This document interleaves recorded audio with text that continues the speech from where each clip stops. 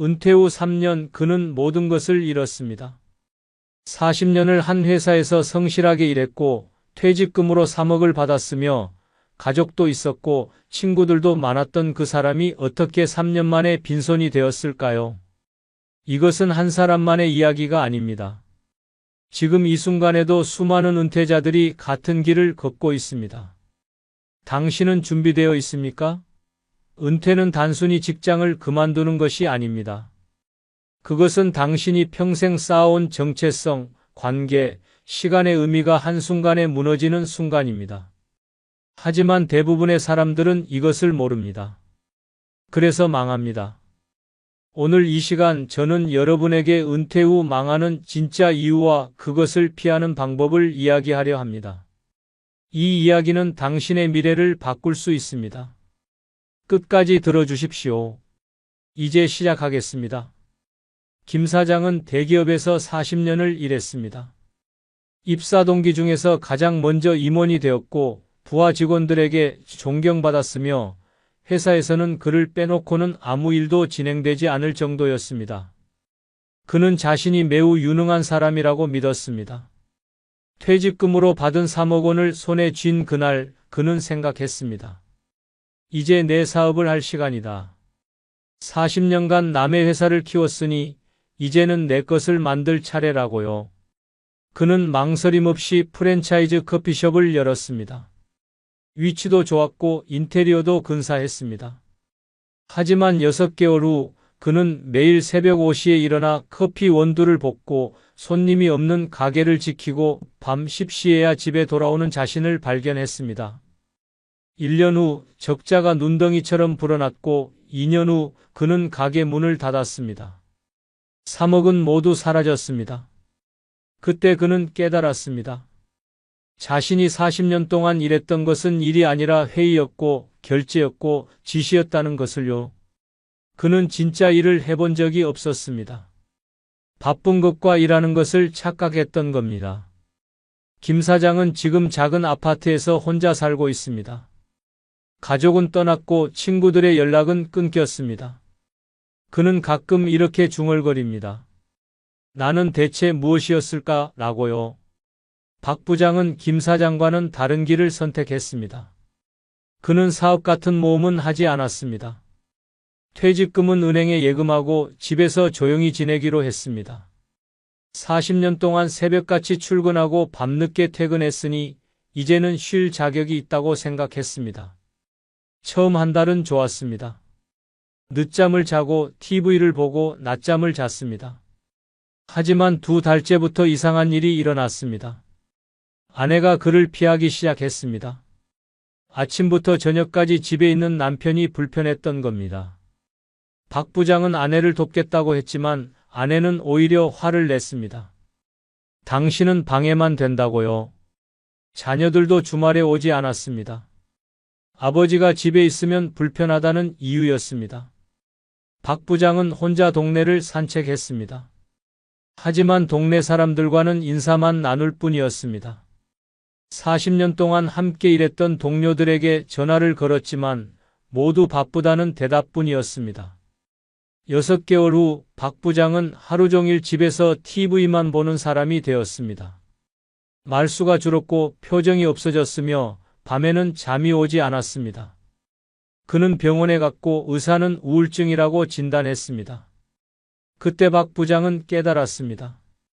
가족은 있었지만 가족이 없었다는 것을요. 40년 동안 그는 가족과 함께 있었지만 진짜로 함께한 적은 없었습니다. 그저 같은 집에 살았을 뿐이었습니다. 이 선생은 교사였습니다. 35년 동안 수많은 제자들을 가르쳤고 학교에서는 존경받는 선생님이었습니다. 학부모들은 그를 믿었고 동료들은 그의 조언을 구했습니다. 그는 자신이 누구인지 알고 있었습니다. 나는 선생님이다 라고요. 하지만 은퇴 후 명함이 사라졌습니다. 학교 출입증도 반납했고 학교 이메일도 닫혔습니다. 처음에는 괜찮다고 생각했습니다. 하지만 한 달 후 그는 동창회에 갔습니다. 친구들은 여전히 각자의 명함을 교환했고 자신의 일을 자랑했습니다. 이 선생은 명함이 없었습니다. 친구가 물었습니다. 요즘 뭐 하세요? 이 선생은 대답할 수 없었습니다.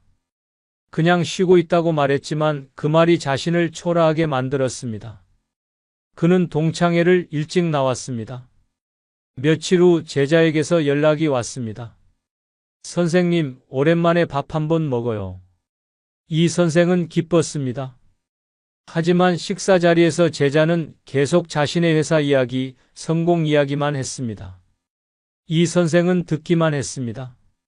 제자는 그에게 조언을 구하지 않았습니다. 그저 자신의 이야기를 들어줄 사람이 필요했을 뿐이었습니다. 집으로 돌아오는 길, 이 선생은 생각했습니다. 나는 선생님이었을까? 아니면 그냥 선생님이라는 직함이었을까? 나는 직함이 아니라 사람이었을까요? 그는 답을 찾을 수 없었습니다. 그날 밤 이 선생은 거울을 보며 물었습니다. 너는 누구니? 하지만 거울 속의 자신은 대답하지 않았습니다. 공자는 이렇게 말했습니다. 군자는 그릇이 아니라 라고요. 이 말의 뜻은 무엇일까요? 그릇은 용도가 정해져 있습니다. 밥그릇은 밥을 담고 물컵은 물을 담습니다. 하지만 사람은 그릇이 아닙니다. 사람은 하나의 용도로 정의될 수 없습니다. 그런데 우리는 평생을 그릇처럼 살아갑니다. 나는 회사원이다. 나는 교사다. 나는 의사다. 이렇게 자신을 정의합니다. 그리고 그 정의에 자신의 모든 것을 걸어버립니다. 문제는 은퇴하는 순간 그 정의가 사라진다는 겁니다. 회사원이라는 정체성이 사라지면 나는 누구일까요? 교사라는 정체성이 사라지면 나는 무엇일까요? 대부분의 사람들은 이 질문에 답하지 못합니다. 왜냐하면 그들은 평생 자신을 직함으로만 생각했기 때문입니다. 당신은 회사원이 아닙니다. 당신은 사람입니다. 이것은 단순한 말처럼 들리지만 이것을 진짜로 이해하는 사람은 많지 않습니다. 김 사장이 망한 이유는 돈 때문이 아니었습니다. 그는 자신이 임원이라는 정체성 없이는 아무것도 아니라고 믿었기 때문에 망했습니다. 사업을 한 것이 아니라 임원이었던 자신을 증명하려 했던 겁니다. 하지만 그는 이미 임원이 아니었습니다. 당신은 직함 없이도 가치 있는 사람입니까? 이 질문에 자신 있게 예라고 대답할 수 있다면 당신은 은퇴 후에도 망하지 않을 겁니다. 하지만 만약 당신이 명함 없이는 자신을 소개할 수 없다면 당신은 위험합니다. 장자는 이렇게 말했습니다. 쓸모없음의 쓸모라고요. 세상 사람들은 쓸모있는 것만 귀하게 여깁니다. 쓸모있는 나무는 베어지고 쓸모있는 말은 전쟁터로 끌려갑니다. 하지만 쓸모없는 나무는 오래 살고 쓸모없는 말은 평화롭게 늙어갑니다. 사람도 마찬가지입니다. 우리는 쓸모있는 관계만 유지합니다. 이 사람은 나에게 도움이 되니까, 이 사람은 나에게 유용하니까 이렇게 관계를 만듭니다. 회사에서 만난 사람들, 동료들, 거래처 사람들, 이들은 모두 쓸모있는 관계였습니다. 하지만 은퇴하면 어떻게 될까요? 당신은 더 이상 쓸모가 없습니다. 그들에게 줄 수 있는 것이 없습니다. 그러면 그 관계는 끝납니다. 박 부장이 고독한 이유는 친구가 없어서가 아니었습니다. 그에게는 친구가 많았습니다. 하지만 그 친구들은 모두 이익 관계였습니다. 함께 일했기 때문에 친구였고 서로 도움이 되었기 때문에 연락했습니다. 은퇴 후 그는 더 이상 도움이 되지 않았습니다. 그래서 친구들은 사라졌습니다. 진짜 관계는 쓸모없는 관계입니다. 아무 이유 없이 만나고 아무 목적 없이 이야기하고 아무 도움 없이도 함께 있을 수 있는 관계, 그것이 진짜 관계입니다. 명함 없이도 남는 사람이 진짜 친구입니다. 혹시 지금 떠오르는 사람이 있나요? 당신이 은퇴해도 명함이 없어도 아무 쓸모가 없어도 여전히 당신을 찾아올 사람이 몇 명이나 됩니까? 만약 그 숫자가 5명도 안 된다면 당신은 외로운 은퇴를 맞이할 가능성이 높습니다. 노자는 이렇게 말했습니다. 멈춤이 곧 나아감이다 라고요. 현대인들은 멈추는 것을 두려워합니다. 바쁜 것이 곧 의미 있는 것이라고 믿습니다. 회의가 많으면 중요한 사람이고 일정이 빽빽하면 가치 있는 사람이라고 생각합니다. 하지만 그것은 착각입니다. 바쁨은 의미가 아닙니다. 바쁨은 그냥 바쁨일 뿐입니다. 이 선생이 자존감을 잃은 이유는 시간 때문이었습니다. 35년 동안 그는 매일 같은 시간에 학교에 갔고 수업을 했고 회의를 했습니다. 그의 시간은 항상 채워져 있었습니다. 하지만 은퇴 후 시간이 비었습니다. 아침에 일어나도 갈 곳이 없고 오후가 되어도 할 일이 없습니다. 그는 이 빈 시간을 견딜 수 없었습니다. 왜냐하면 그는 평생 빈 시간을 가져본 적이 없었기 때문입니다. 비어있는 시간이 두렵다면 당신은 아직 자신을 모릅니다. 자신을 아는 사람은 혼자 있어도 외롭지 않습니다. 아무것도 하지 않아도 불안하지 않습니다. 왜냐하면 자기 자신과 함께 있을 수 있기 때문입니다. 하지만 대부분의 사람들은 자기 자신과 단둘이 있는 것을 견디지 못합니다. 그래서 계속 바쁘게 움직입니다. TV를 보고 스마트폰을 만지고 무언가를 합니다. 하지만 그것은 도망입니다. 자기 자신으로부터 도망치는 겁니다. 은퇴는 당신에게 시간을 선물합니다. 하지만 그 시간을 어떻게 채우느냐는 당신에게 달려 있습니다. 바쁨으로 채울 것인가, 의미로 채울 것인가. 첫 번째 원칙은 정체성을 재구성하는 것입니다. 당신은 더 이상 회사원이 아닙니다.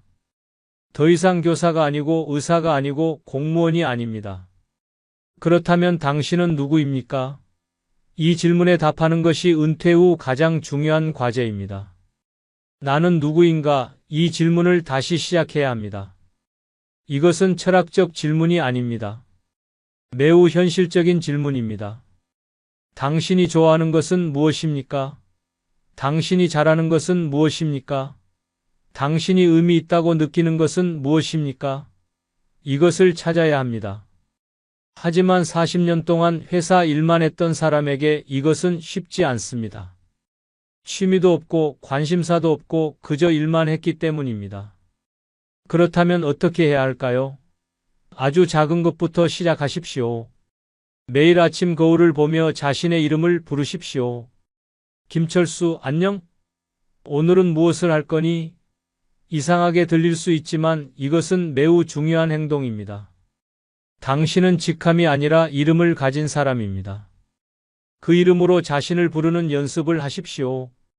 그리고 작은 것 하나를 시도해 보십시오. 산책이어도 좋고 그림이어도 좋고 요리여도 좋습니다. 중요한 것은 그것이 회사와 관련 없는 것이어야 한다는 겁니다. 당신의 과거와 전혀 상관없는 것, 오직 당신만을 위한 것을 찾으십시오. 처음에는 어색할 겁니다. 의미 없어 보일 겁니다. 하지만 계속하십시오. 3개월 후 당신은 조금씩 달라진 자신을 발견할 겁니다. 나는 회사원이었던 사람이 아니라 산책을 좋아하는 사람, 그림을 그리는 사람, 요리를 즐기는 사람이 되는 겁니다. 이것이 정체성의 재구성입니다. 두 번째 원칙은 관계를 재배치하는 것입니다. 당신의 연락처에는 수백 명의 이름이 있을 겁니다. 하지만 그중 몇 명이 진짜 친구입니까? 명함 없이도 만날 수 있는 사람이 몇 명입니까? 은퇴 후 당신은 관계를 정리해야 합니다. 이것은 냉정하게 들릴 수 있지만 필요한 일입니다. 이익관계였던 사람들은 자연스럽게 멀어질 겁니다. 그것을 슬퍼하지 마십시오. 그것은 당연한 일입니다. 대신 진짜 관계를 찾으십시오. 명함 없이도 만날 사람을 3명만 정하십시오. 그리고 그들과 일주일에 한 번씩 만나십시오. 아무 목적 없이 그저 만나는 겁니다. 밥을 먹어도 좋고 산책을 해도 좋고 커피를 마셔도 좋습니다. 중요한 것은 그 시간 동안 일 이야기를 하지 않는 겁니다.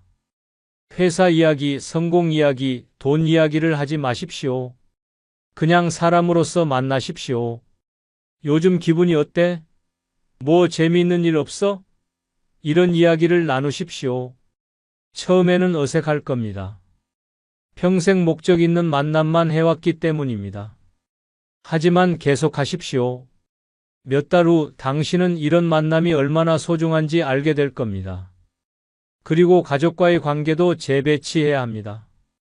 40년 동안 당신은 가족의 가장이었습니다. 돈을 벌어오고 문제를 해결하는 사람이었습니다. 하지만 은퇴 후 당신의 역할은 달라집니다.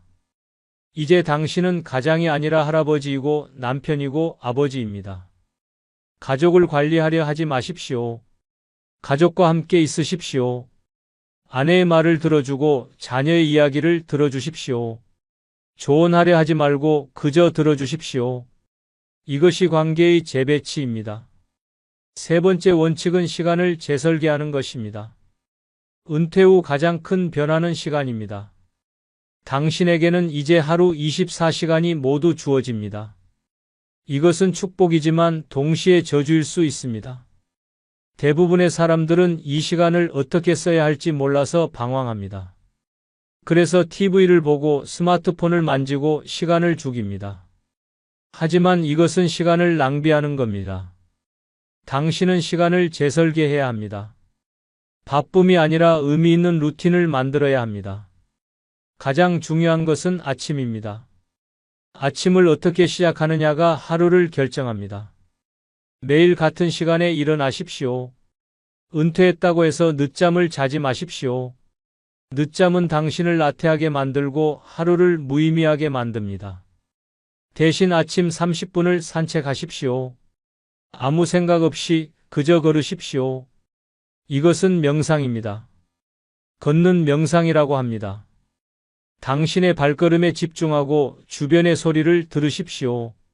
새소리, 바람소리, 사람들의 웃음소리를 들으십시오. 이 30분이 당신의 하루를 바꿀 겁니다. 그리고 하루 1시간은 무의미한 시간을 가지십시오. 아무것도 하지 않는 시간입니다.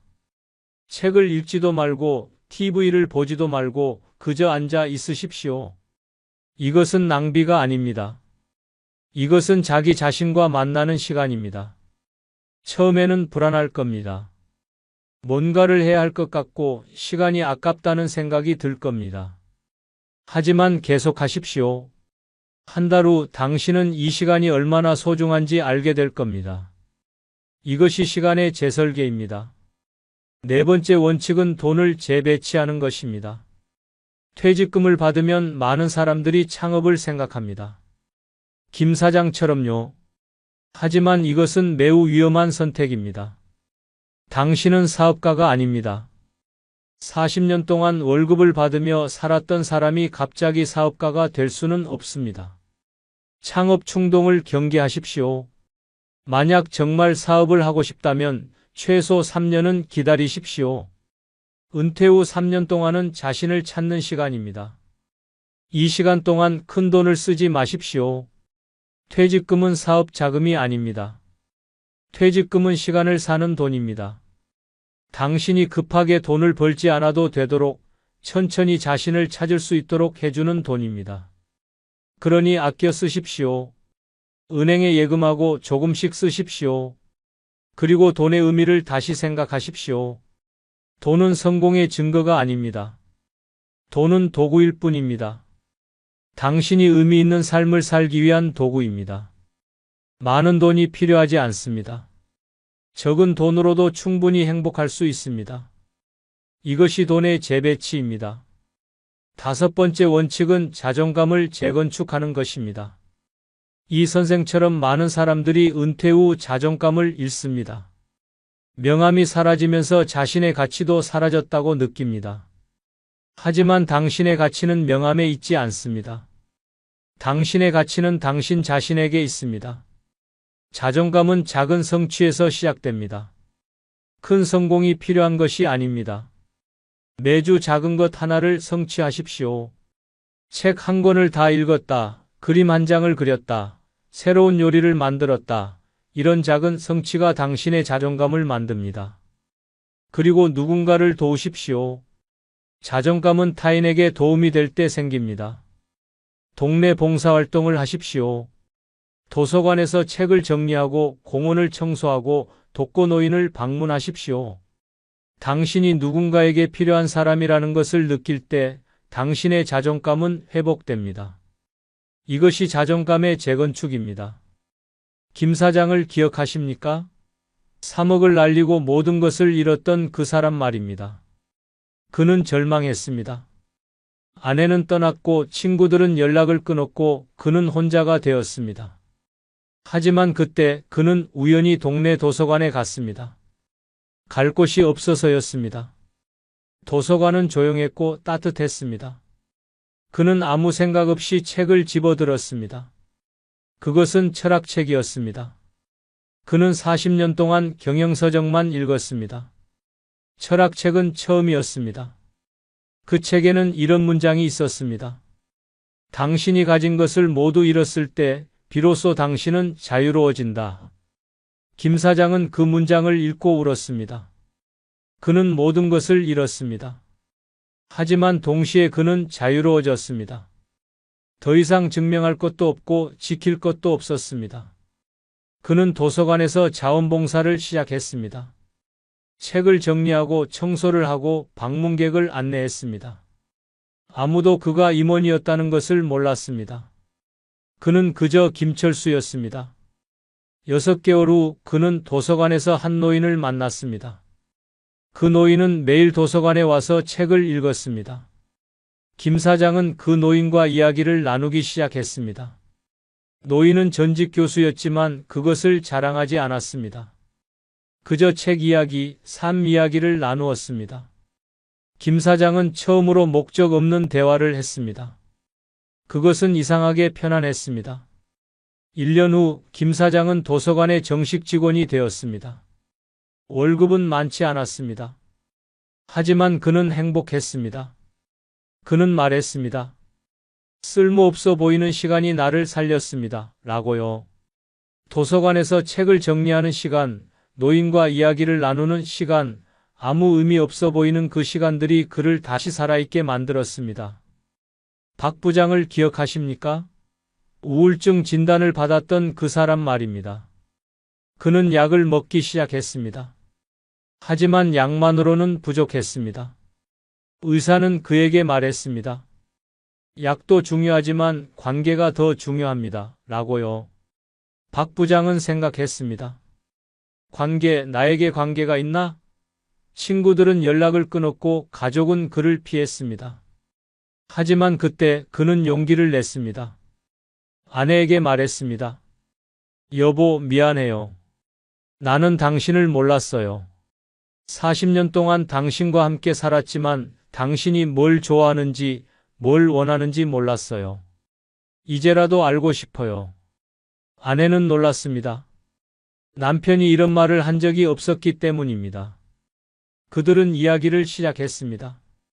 처음에는 어색했습니다. 40년 동안 일 이야기, 돈 이야기만 했기 때문입니다. 하지만 조금씩 달라졌습니다. 아내는 자신의 꿈 이야기를 했습니다. 제주도에 가고 싶다고, 도자기를 배우고 싶다고요. 박 부장은 처음 알았습니다. 아내에게 꿈이 있다는 것을요. 그들은 여행을 떠났습니다. 제주도로 갔습니다. 비행기를 타고 렌터카를 빌려서 아무 계획 없이 돌아다녔습니다. 박 부장은 평생 계획대로 살았습니다. 하지만 이번에는 계획이 없었습니다. 그것은 자유로웠습니다. 제주도에서 그들은 도자기 공방을 찾았습니다. 아내는 도자기를 만들었고 박 부장은 옆에서 지켜봤습니다. 아내의 웃는 얼굴을 보며 그는 깨달았습니다. 가족은 관리의 대상이 아니라 관계였다는 것을요. 1년 후 박 부장의 우울증은 많이 나아졌습니다. 약도 줄었고 표정도 밝아졌습니다. 그는 말했습니다. 은퇴는 끝이 아니라 시작이었습니다. 라고요. 아내와의 진짜 관계가 시작된 거라고요. 이 선생을 기억하십니까? 명함 없이는 자신을 소개할 수 없었던 그 사람 말입니다. 그는 오랫동안 방황했습니다. 자신이 누구인지 알 수 없었습니다. 하지만 그때 그는 우연히 동창회에서 한 친구를 만났습니다. 그 친구는 평생 작은 가게를 운영했습니다. 성공한 사람은 아니었습니다. 하지만 그는 행복해 보였습니다. 이 선생은 물었습니다. 너는 어떻게 그렇게 편안해 보이니? 친구는 웃으며 말했습니다. 나는 특별한 사람이 아니니까. 나는 그냥 김영수야. 가게 주인이기도 하지만 그냥 김영수지. 이 선생은 그 말이 이상하게 마음에 남았습니다. 나는 그냥 이민호다. 선생님이기도 했지만 그냥 이민호다. 그는 거울 앞에 섰습니다. 그리고 말했습니다. 이민호 안녕? 처음에는 이상했습니다. 하지만 계속했습니다. 매일 아침 이민호라고 자신을 불렀습니다. 그리고 작은 것을 시작했습니다. 동네 아이들에게 무료로 글쓰기를 가르치기 시작했습니다. 학원도 아니고 돈도 받지 않았습니다. 그냥 동네 도서관에서 일주일에 2번 아이들과 함께 글을 쓰고 이야기를 나눴습니다.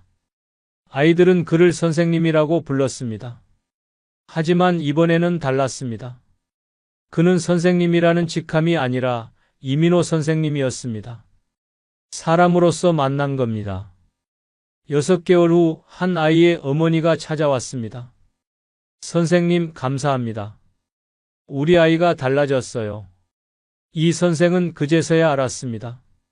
명함이 없어도 자신은 여전히 가치 있는 사람이라는 것을요. 이름으로 불리는 것이 이렇게 좋을 줄 몰랐다는 것을요. 그는 평화로웠습니다. 지금까지 우리는 긴 여정을 함께 했습니다. 이제 잠시 멈추고 지금까지 이야기한 핵심을 정리해 보겠습니다. 은퇴 후 망하는 이유는 3가지 착각 때문입니다. 정체성의 착각, 관계의 착각, 시간의 착각입니다.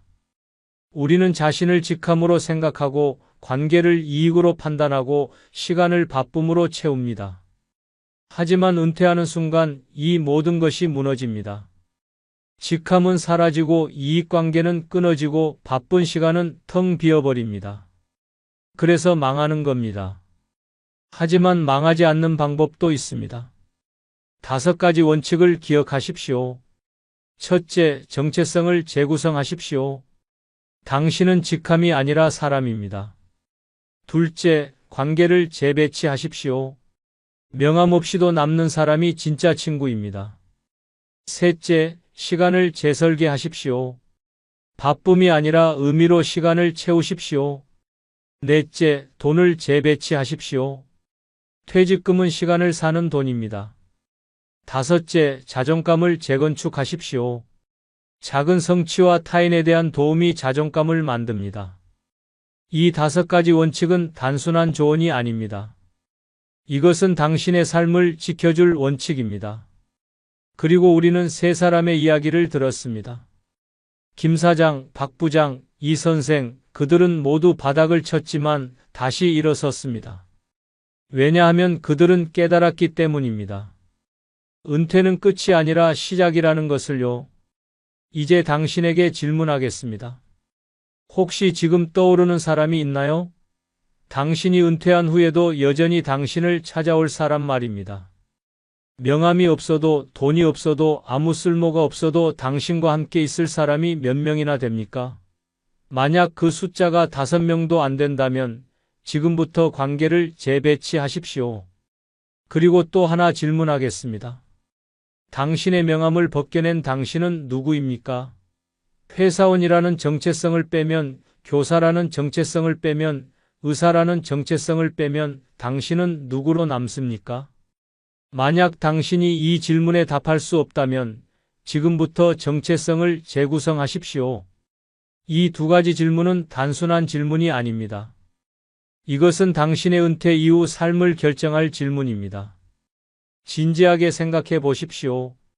저는 30년간 은퇴자 상담을 해온 상담 심리학자입니다. 지난 30년 동안 저는 수천 명의 은퇴자를 만났습니다. 성공한 사람, 실패한 사람, 행복한 사람, 불행한 사람, 모든 종류의 사람들을 만났습니다. 그리고 저는 하나의 사실을 발견했습니다. 은퇴 후 행복한 사람들에게는 공통점이 있다는 것입니다. 그들은 모두 자신이 누구인지 알고 있었습니다. 직함이 아니라 이름으로, 역할이 아니라 사람으로 자신을 알고 있었습니다. 그리고 그들은 진짜 관계를 가지고 있었습니다. 명함 없이도 만날 수 있는 사람들이 있었습니다. 또한 그들은 시간을 의미로 채웠습니다. 바쁘게 살지 않았지만 의미 있게 살았습니다. 이것이 제가 30년 동안 발견한 사실입니다. 그리고 오늘 이 이야기를 여러분과 나눈 이유입니다. 은퇴는 비워짐이 아닙니다. 은퇴는 채워짐입니다. 당신이 평생 놓쳤던 것들을 다시 찾을 수 있는 시간입니다. 가족과의 진짜 관계, 자기 자신과의 만남, 의미 있는 시간, 이 모든 것을 다시 찾을 수 있는 시간이 바로 은퇴입니다. 하지만 대부분의 사람들은 이것을 모릅니다. 그래서 은퇴를 두려워합니다. 은퇴하면 모든 것이 끝난다고 생각합니다. 하지만 그것은 착각입니다. 진짜 인생은 명함 없이 시작됩니다. 직함이 사라지고 역할이 끝나고 당신이 오직 당신 자신으로만 남았을 때, 그때 비로소 진짜 인생이 시작됩니다. 김 사장은 3억을 잃었지만 자신을 찾았습니다. 박 부장은 직장을 잃었지만 가족을 찾았습니다. 이 선생은 명함을 잃었지만 평화를 찾았습니다. 그들은 모두 무언가를 잃었지만 더 중요한 것을 얻었습니다. 당신도 마찬가지입니다. 당신은 은퇴하면서 무언가를 잃을 겁니다. 직함, 권력, 바쁜 일상, 이런 것들을 잃을 겁니다. 하지만 동시에 당신은 무언가를 얻을 겁니다. 자유, 시간, 진짜 관계, 자기 자신, 이런 것들을 얻을 겁니다. 중요한 것은 당신이 무엇을 선택하느냐입니다. 잃어버린 것을 슬퍼할 것인가, 아니면 얻게 될 것을 기대할 것인가. 당신은 이미 충분히 가치 있는 사람입니다. 명함이 없어도, 직함이 없어도 당신은 가치 있습니다. 당신이 살아온 세월, 당신이 겪어온 경험, 당신이 가진 지혜, 이 모든 것이 당신을 가치 있게 만듭니다. 그것을 잊지 마십시오. 이 영상을 은퇴를 앞둔 친구에게 공유해 주십시오. 그 한 번의 클릭이 누군가의 인생을 바꿀 수 있습니다. 당신의 친구도 지금 같은 고민을 하고 있을 겁니다. 은퇴 후 어떻게 살아야 할지, 무엇을 해야 할지, 나는 누구인지, 이런 질문들로 고민하고 있을 겁니다. 이 영상이 그 친구에게 작은 도움이 될 수 있습니다. 공유해 주십시오. 이 영상은 다시 들으면 전혀 다른 의미로 다가올 겁니다. 첫 번째 들었을 때는 이야기로 들렸을 겁니다. 하지만 두 번째 들으면 그것은 당신의 이야기가 될 겁니다. 세 번째 들으면 그것은 답이 될 겁니다. 은퇴는 끝이 아닙니다. 은퇴는 시작입니다. 당신의 진짜 인생이 시작되는 순간입니다. 그것을 두려워하지 마십시오. 기대하십시오. 당신의 인생에서 가장 아름다운 시간이 지금부터 시작됩니다. 구독과 좋아요는 사랑입니다. 여러분, 안녕하세요. 오늘은 조금 무거운 하지만 정말 중요한 이야기를 나눠보려고 합니다. 바로 85세, 이 숫자가 왜 중요한지에 대한 이야기입니다. 통계를 보면 충격적입니다. 한국인의 평균 수명은 83.5세예요. 하지만 건강하게 사는 건강수명은 고작 66세입니다. 그 차이가 무려 17년이에요. 17년을 아프고 누워서 남의 도움을 받으며 산다는 겁니다. 85세를 넘기는 사람과 못 넘기는 사람, 그 차이는 대체 어디서 올까요? 제가 아는 두 분의 이야기를 해드릴게요. 첫 번째 분은 78세에 세상을 떠나셨어요. 평생 담배 피우시고 짜게 드시고 운동 안 하시고 병원도 잘 안 가셨죠. 두 번째 분도 비슷한 나이에 가셨는데 이분은 혼자 사시면서 우울증이 심했고 가족들과도 연락을 끊고 지내셨어요. 두 분의 공통점이 뭘까요? 바로 오늘 제가 말씀드릴 치명적인 패턴들을 가지고 계셨다는 겁니다. 오늘 이 영상에서는 85세를 못 넘는 사람들에게서 발견되는 6가지 치명적 공통점을 낱낱이 파헤쳐 보겠습니다. 그리고 반대로 90세, 100세까지 건강하게 사시는 분들은 무엇이 다른지도 함께 알아보겠습니다. 당신은 지금 어디에 속해 있습니까?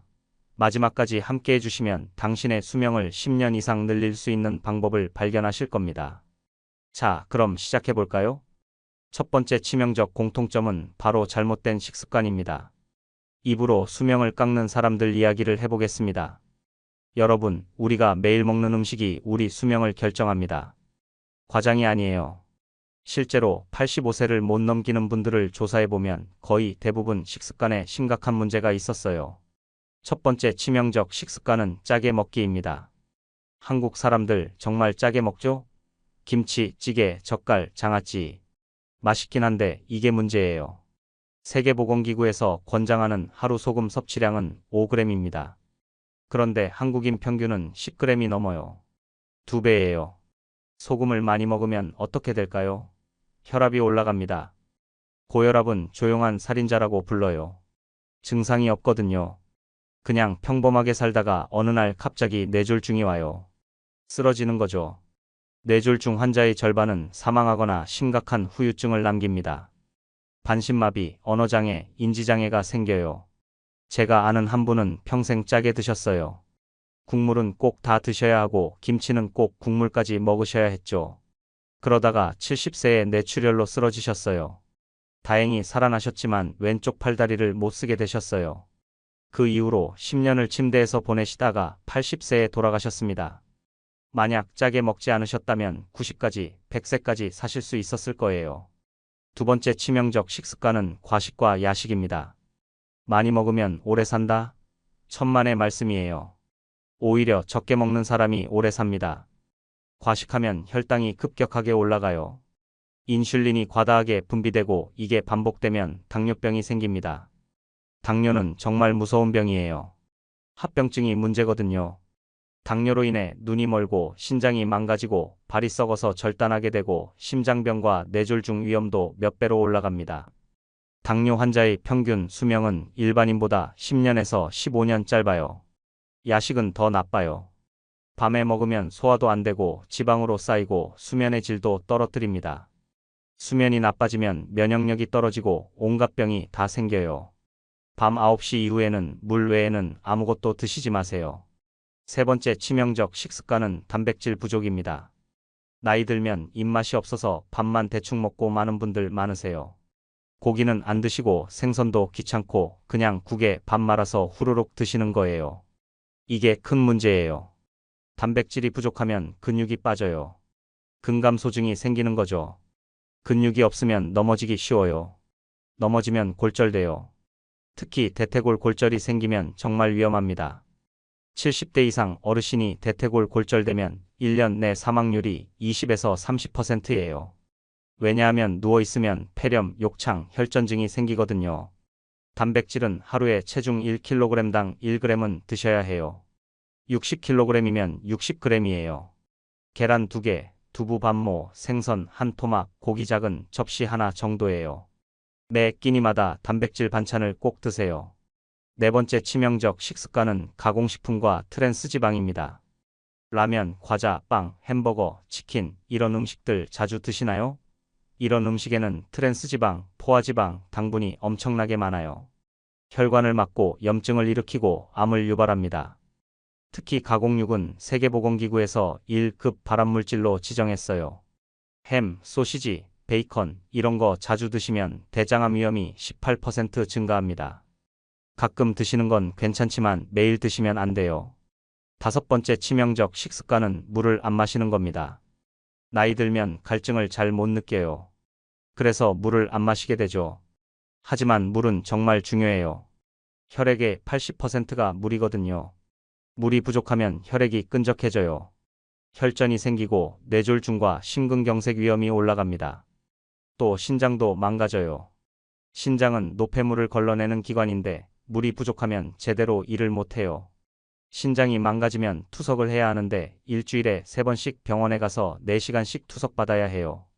삶의 질이 완전히 떨어지죠. 하루에 최소 6잔에서 8잔은 마시세요. 아침에 일어나서 한 잔, 식사 전에 한 잔, 간식 시간에 한 잔, 이렇게 나눠서 드시면 어렵지 않아요. 반대로 90세까지 건강하게 사시는 분들의 식단을 보면 공통점이 있어요. 싱겁게 드시고 적게 드시고 단백질 충분히 드시고 채소 많이 드시고 물 많이 드세요. 정말 간단해요. 복잡한 게 없어요. 오늘부터 바꿀 수 있는 것들이 있어요.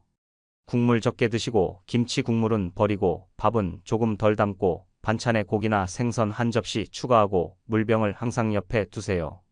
이것만 해도 10년은 더 사실 수 있어요. 다음 식사가 당신의 수명을 결정합니다. 정말이에요. 이제 두 번째 치명적 공통점으로 넘어가 볼게요.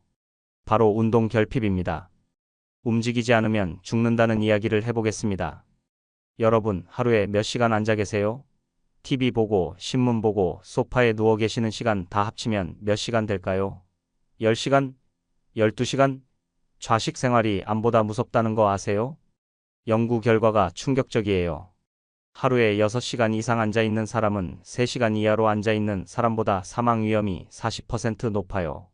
담배 피우는 것만큼 위험하다는 거예요. 앉아 있으면 혈액순환이 안 돼요.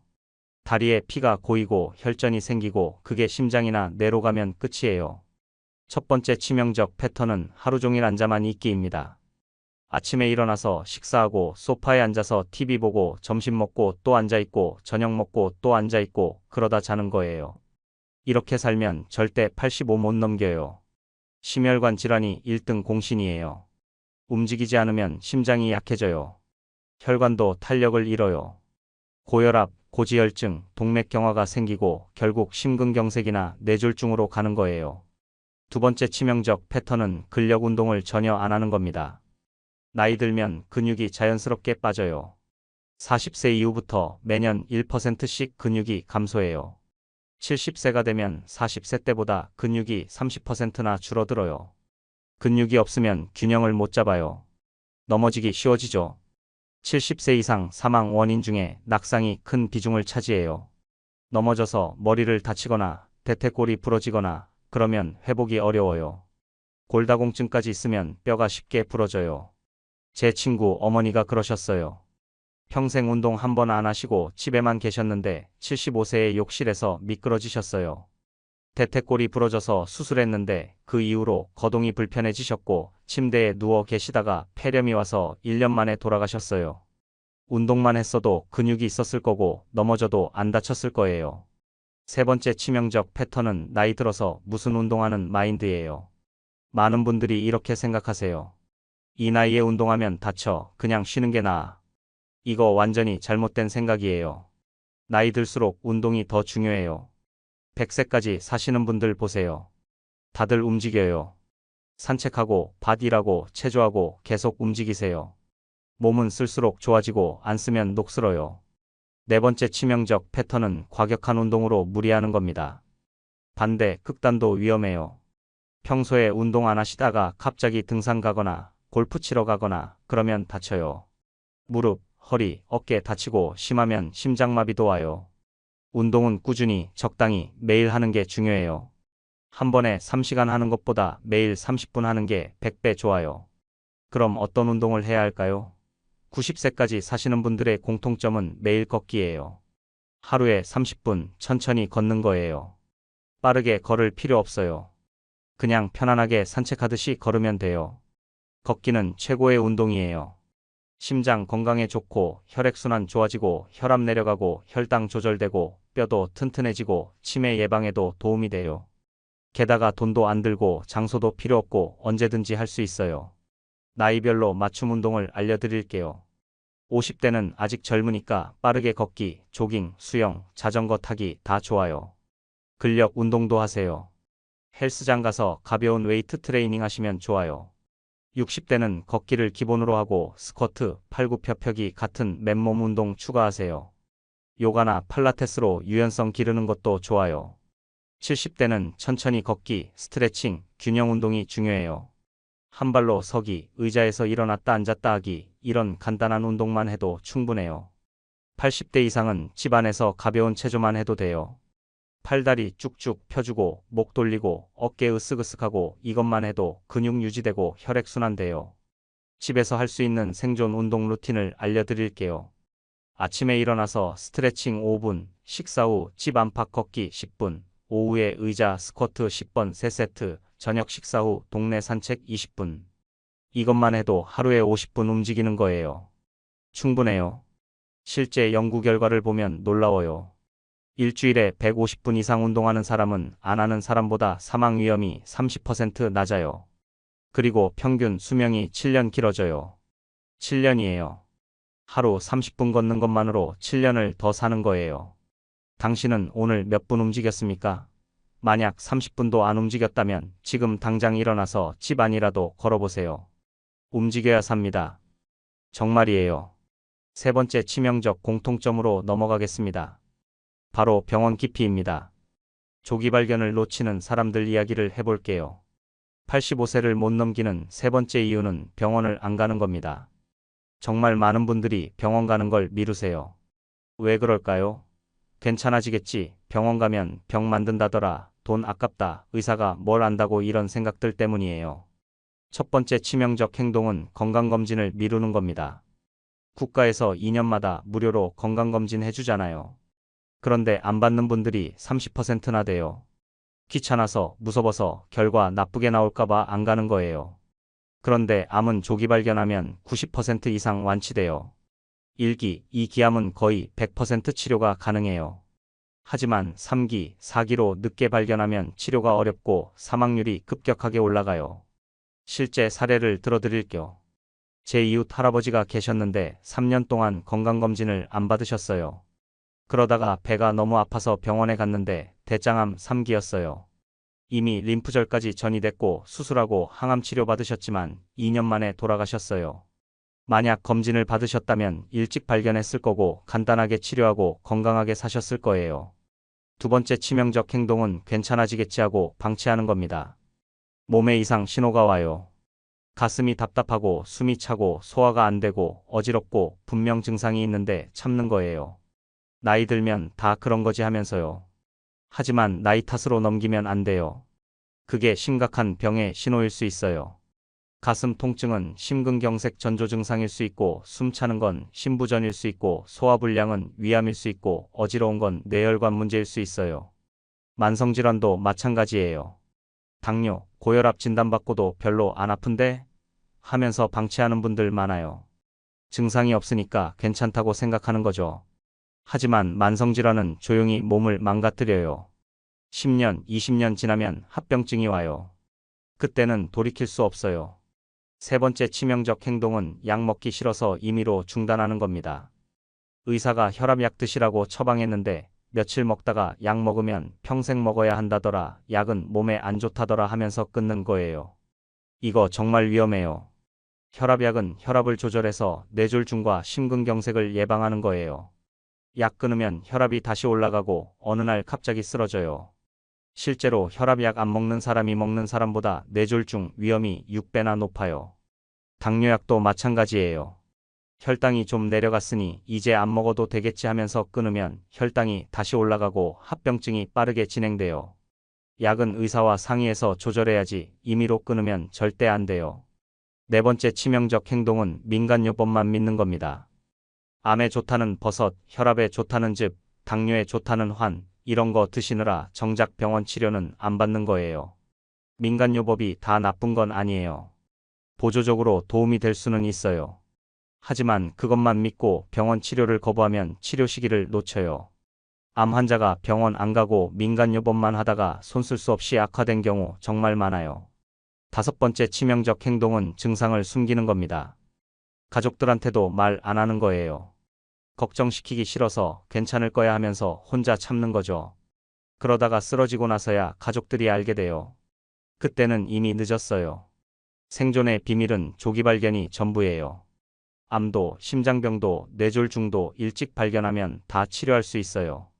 늦게 발견하면 치료가 어렵고 후유증이 남거나 사망하게 돼요. 나이별 필수 검진 항목을 알려드릴게요. 50대 이상은 매년 기본 건강검진 받으세요.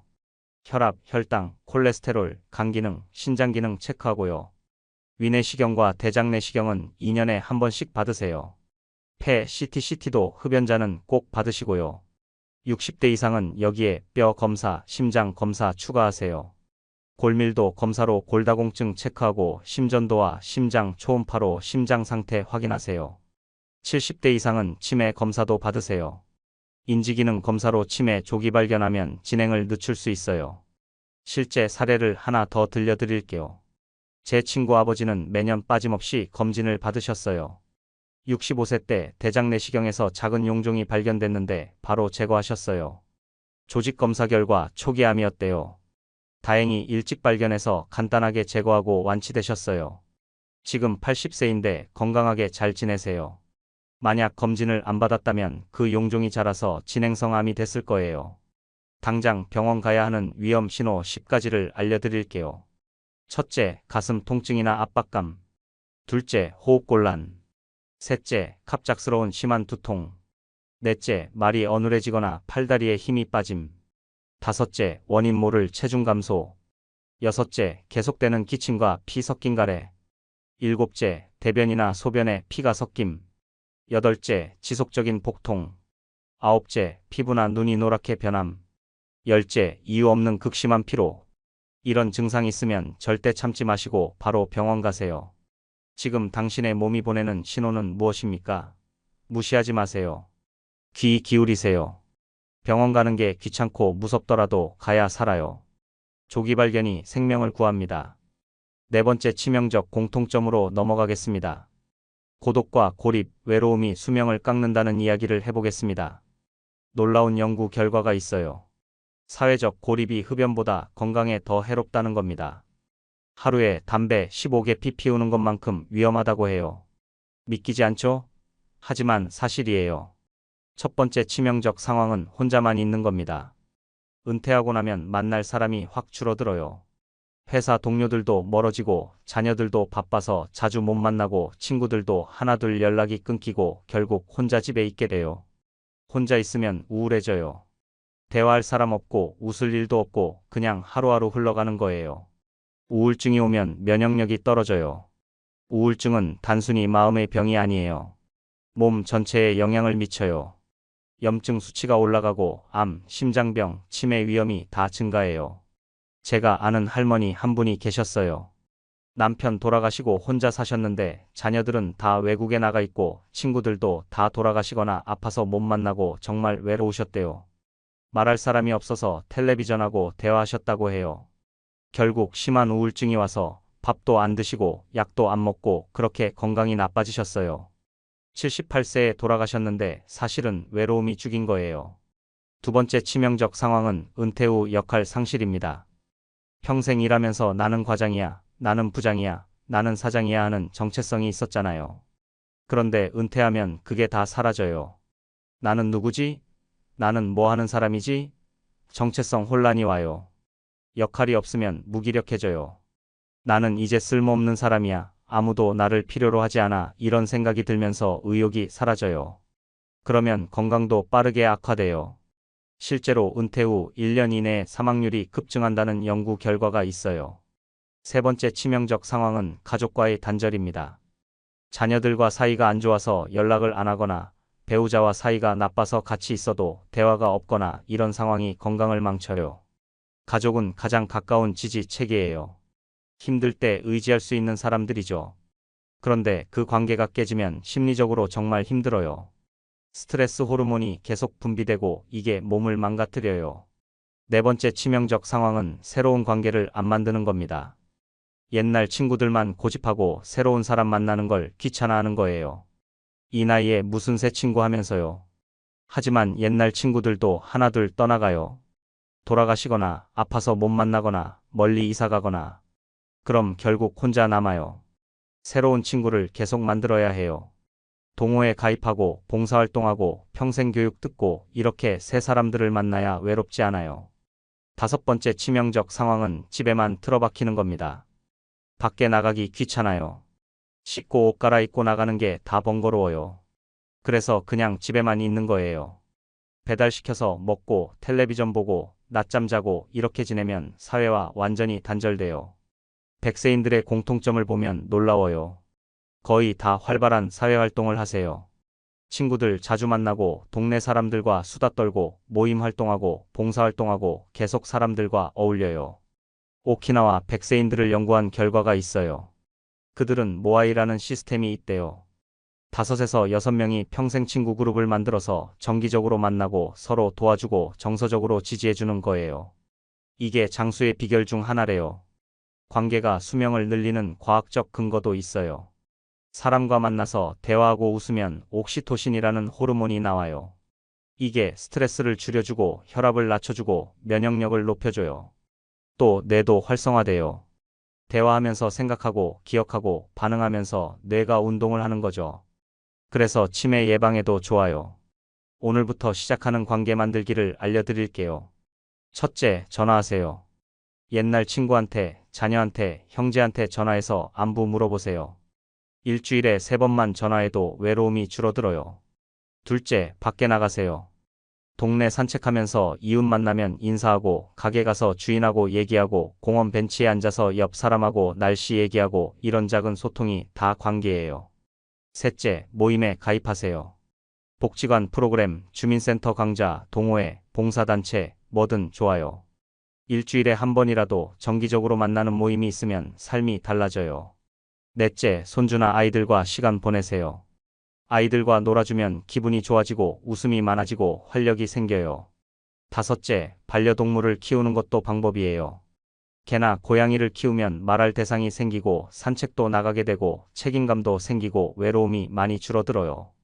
실제 연구에서 친구가 많은 사람이 평균 7년에서 10년 더 오래 산다고 해요. 그리고 사망 위험이 50%나 낮아진다고 해요. 관계가 약이에요. 사람이 약이에요. 당신에게 진심으로 대화할 사람이 있습니까? 오늘 누구와 대화했나요? 만약 아무도 없다면 지금 당장 전화하세요. 외롭게 살면 일찍 죽어요. 함께 살아야 오래 살아요. 다섯 번째 치명적 공통점으로 넘어가겠습니다. 스트레스와 부정적 마음이 몸을 죽인다는 이야기를 해보겠습니다. 만성 스트레스가 암을 부른다는 거 아세요? 과학적으로 입증됐어요. 스트레스를 받으면 코르티솔이라는 호르몬이 나와요. 이게 단기적으로는 몸을 보호하지만 오랫동안 계속 나오면 면역 체계를 파괴해요. 면역세포가 제대로 일을 못하면 암세포를 잡아내지 못해요. 그래서 암이 생기는 거예요. 첫 번째 치명적 심리는 분노와 원망입니다. 저 사람 때문에 내 인생이 망했어. 세상이 불공평해. 왜 나만 이렇게 힘들어. 이런 생각에 사로잡혀 사는 분들 있어요. 과거의 상처를 계속 곱씹으면서 분노하고 누군가를 원망하면서 사는 거예요. 분노는 독이에요. 특히 심장의 독이에요. 분노하면 혈압이 급격하게 올라가고 심장박동이 빨라지고 혈관이 수축돼요. 이게 반복되면 심장병 위험이 3배 이상 증가해요. 실제로 화를 자주 내는 사람이 심근경색으로 사망할 확률이 훨씬 높대요. 제 지인 중에 한 분이 계셨어요. 평생 화를 달고 사셨어요. 작은 일에도 버럭 화내고 과거 일을 계속 끄집어내면서 분노하고 그렇게 사셨는데 65세에 심근경색으로 돌아가셨어요. 의사가 말하길 스트레스와 분노가 큰 원인이었다고 하더라고요. 두 번째 치명적 심리는 과도한 걱정입니다. 내일 뭔가 나쁜 일이 생기면 어떡하지? 자식들이 잘못되면 어떡하지? 돈이 떨어지면 어떡하지? 병에 걸리면 어떡하지? 항상 불안하고 걱정하는 거예요. 과도한 걱정은 면역 체계를 파괴해요. 걱정하면 스트레스 호르몬이 계속 나오고 이게 백혈구 기능을 떨어뜨려요. 백혈구는 세균과 바이러스를 잡는 면역세포인데 이게 제대로 일을 못하면 감염에 약해지고 암에도 걸리기 쉬워져요. 또 걱정은 수면을 방해해요. 밤에 누워서도 걱정하느라 잠을 못 자요. 수면이 부족하면 온갖 병이 다 생겨요. 세 번째 치명적 심리는 우울증을 방치하는 겁니다. 나이 들면 우울증이 흔해요. 은퇴, 경제적 어려움, 건강 악화, 사별, 이런 것들이 우울증을 불러와요. 그런데 많은 분들이 나이 들면 다 우울한 거지, 이 정도는 참을 만해 하면서 방치하세요. 우울증은 자살로 이어질 수도 있고 건강을 빠르게 악화시켜요. 우울하면 식욕이 없어서 안 먹게 되고 영양 부족으로 면역력이 떨어지고 움직이기 싫어서 운동 안 하게 되고 그러면 근육 빠지고 낙상 위험 높아지고 악순환이 계속돼요. 우울증은 치료해야 해요. 정신건강의학과 가서 상담받고 필요하면 약도 먹어야 해요. 우울증은 의지의 문제가 아니에요. 뇌의 신경전달물질 문제예요. 약으로 충분히 치료할 수 있어요. 네 번째 치명적 심리는 완벽주의와 강박입니다. 이렇게 해야만 해, 저렇게 하면 안 돼, 완벽하게 해야 해, 자기 자신과 남들한테도 높은 기준을 요구하는 거예요. 완벽주의는 만성 스트레스를 만들어요. 항상 긴장하고 불안하고 만족을 못해요. 뭘 해도 부족하게 느껴지니까요. 이런 상태가 계속되면 몸이 지쳐요. 소화불량, 두통, 불면증, 고혈압이 다 생겨요. 나이 들면 좀 느슨하게 살아야 해요. 완벽하지 않아도 괜찮아요. 조금 어설퍼도 괜찮아요.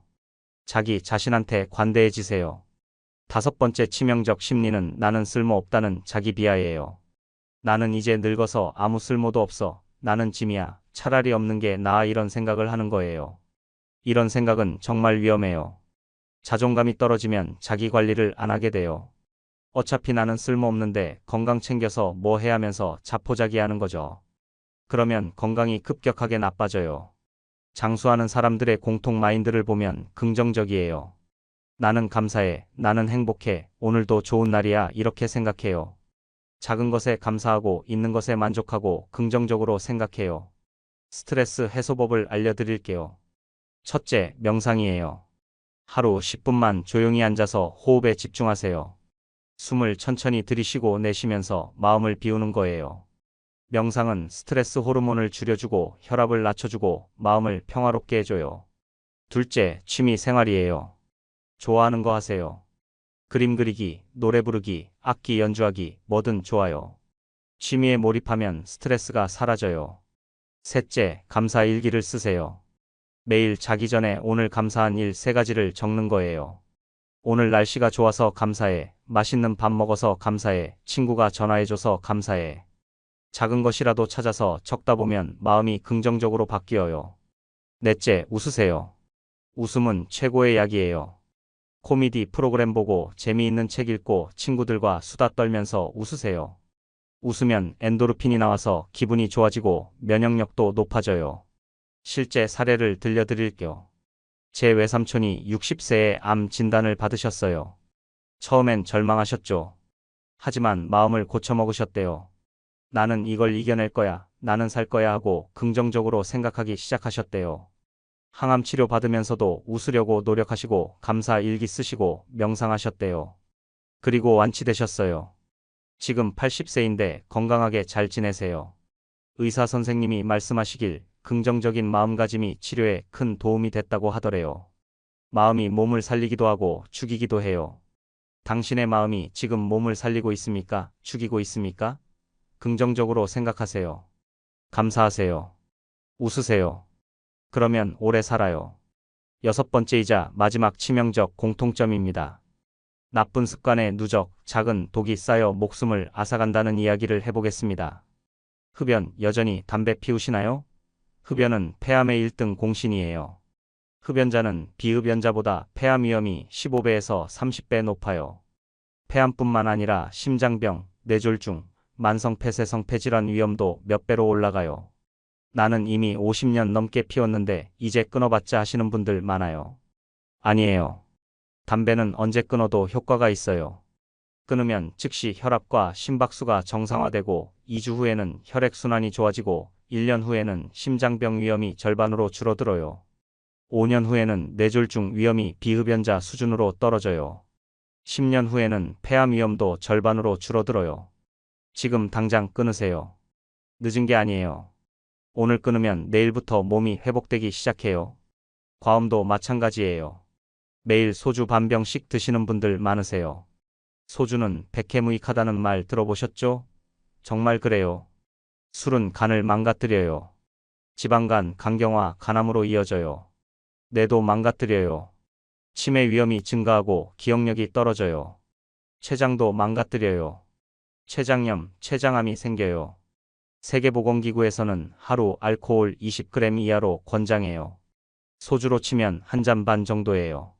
그 이상 마시면 건강에 해로워요. 가능하면 일주일에 이틀은 금주하세요. 수면 부족도 치명적이에요. 매일 5시간도 못 주무시는 분들 계세요. 잠이 안 온다고요. 하지만 수면은 정말 중요해요. 자는 동안 몸이 회복돼요. 세포가 재생되고 면역세포가 만들어지고 노폐물이 제거돼요. 수면이 부족하면 치매 위험이 증가해요.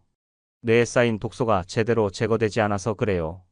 심혈관 질환 위험도 올라가고 면역력도 떨어지고 당뇨 위험도 증가해요.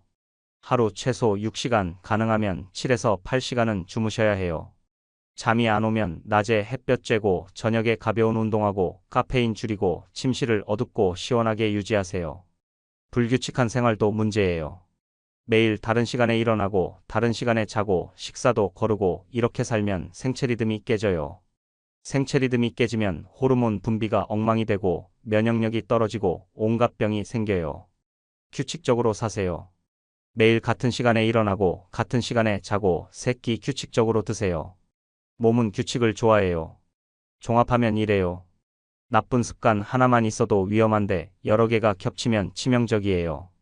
흡연하면서 과음하고 수면 부족에 운동도 안 하고 짜게 먹고 이렇게 살면 절대 85 못 넘겨요. 지금 당장 끊어야 할 습관 체크리스트를 드릴게요. 흡연하십니까? 매일 소주 반병 이상 드십니까? 하루 5시간 이하로 주무십니까? 운동 안 하십니까? 짜게 드십니까? 과식하십니까? 건강검진 안 받으십니까? 혼자 고립되어 계십니까? 항상 화내고 걱정하십니까? 당신은 몇 가지나 해당됩니까? 3개 이상이면 위험해요. 5개 이상이면 정말 위험해요. 지금 당장 바꾸세요. 이제 마무리할 시간입니다. 오늘 내용을 정리해 볼게요. 85세를 못 넘는 사람들의 6가지 치명적 공통점을 살펴봤습니다. 첫째, 잘못된 식습관.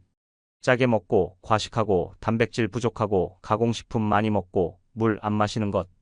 둘째, 운동 결핍. 하루 종일 앉아만 있고 근력 운동 안 하고 움직이지 않는 것. 셋째, 병원 기피. 건강검진 안 받고 증상 방치하고 약 안 먹고 조기 발견 놓치는 것. 넷째, 고독과 고립. 혼자만 있고 사회와 단절되고 관계를 만들지 않는 것.